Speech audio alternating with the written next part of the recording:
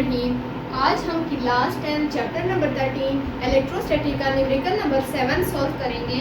Numerical number 7 हमें दिया गया है, find the separation between 2 point charges of 5 microcoulomb and 9 microcoulomb if the Coulomb's force between them is 1.62 Newton. यानी हमारे पास दो चार्जेस है, एक है Q1 और एक है Q2। इनके दरमियान जो सेपरेशन है, यानी इन दोनों के दरमियान जिस सेपरेशन यानी जिस फासले के साथ ये दोनों पड़े हुए हैं उसकी डिस्टेंस, उसका जो डिस्टेंस है वो हम लोगों ने फाइंड आउट करना है। एक चार्ज की जो वैल्यू दी गई है वो है 5 माइक्रोकूलम और दूसरे चार्ज की जो वैल्यू है वो है 9 माइक्रोकूलम। और तीसरी चीज़ जो फोर्स है वो हमारे पास 1.62 न्यूटन दिया गया है। तो इस न्यूमेरिकल को हम लोगों ने किस तरह सॉल्व करना है? सबसे पहले इस न्यूमेरिकल का हम लोगों ने डाटा कलेक्ट करना है, देन फिर सॉल्व करना है। डेटा में हमारे पास आ जाता है चार्ज Q1 जो कि हमें दिया गया है 5 माइक्रोकूलम हम जानते हैं कि वो 10⁻⁻6 के बराबर है। 5 वही लिखा और माइक्रो की जगह हम लोगों ने 10⁻6 को पुट कर दिया। तो Q1 की वैल्यू हमारे पास बनी 5 × 10⁻6 कूलम। कूलम जो है ना चार्ज का ऐसा यूनिट है। दूसरी चीज़ चार्ज Q2 है हमारे पास, वो हमें 9 माइक्रोकूलम दिया गया है और फिर से हमें पता है कि माइक्रो जो है ना 10⁻6 के बराबर है। इधर माइक्रो की जगह हम लोग 10⁻6 पुट कर देते हैं और जो Q2 की वैल्यू है वो हमारे पास 9 × 10⁻6 कूलम बन जाती है। तीसरी चीज़ जो फोर्स है जिसको हम लोग कैपिटल एफ से डिनोट करते हैं वो भी हमें न्यूमेरिकल में खुद दिया है जो कि है 1.62 न्यूटन। ये जो फोर्थ चीज़ है जो कि है कूलम कांस्टेंट, इसका जिक्र जो है ना न्यूमेरिकल में हुआ तो था पर इसकी वैल्यू नहीं बताई थी जो कि कांस्टेंट वैल्यू है। ये वैल्यू आप लोगों ने खुद याद करनी है जो कि है 9 × 10⁻9 न्यूटन मीटर स्क्वायर पर कूलम स्क्वायर और इसको हम लोग कैपिटल के से डिनोट करते हैं। डिस्टेंस, इन दो पॉइंट चार्जेस के दरमियान जो डिस्टेंस है वो हम लोगों ने फाइंड आउट करना है।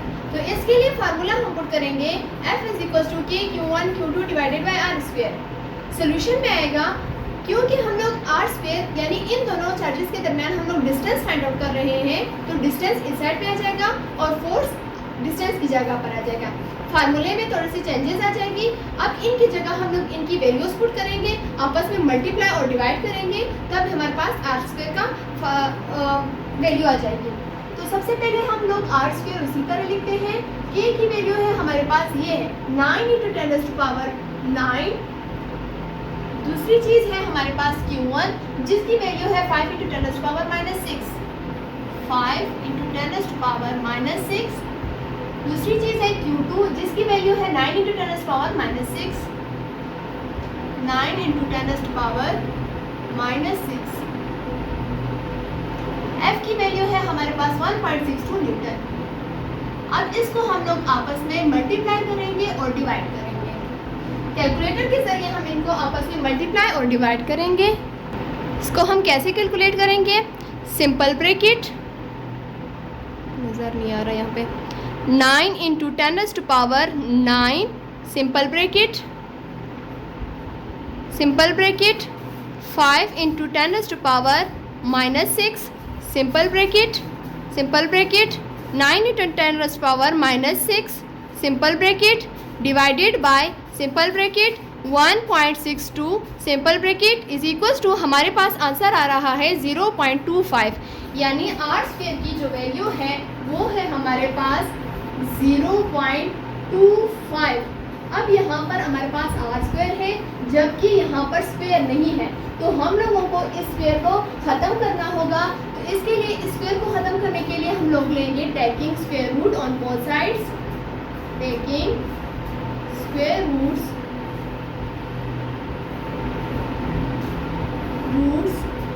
On both sides. R का स्क्वायर लिया इज इक्वल्स टू 0.25 का भी स्क्वायर रूट लिया। स्क्वायर रूट हम लोग किस तरह लेते हैं? स्क्वायर का बटन